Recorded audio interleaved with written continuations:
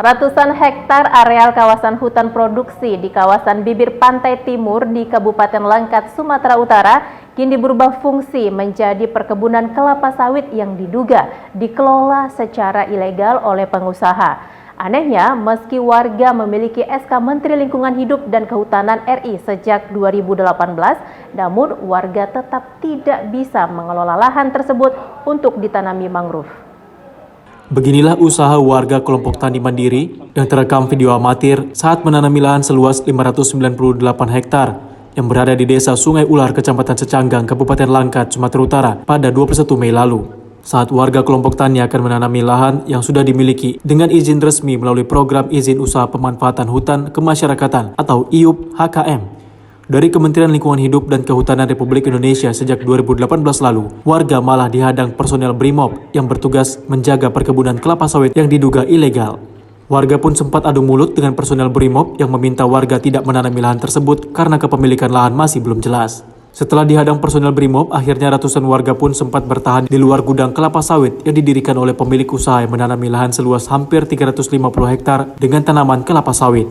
Itu kan kawasan hutan ya. Hutan produksi. Nah, kemudian kenapa masyarakat bisa masuk dan mengelola kawasan tersebut?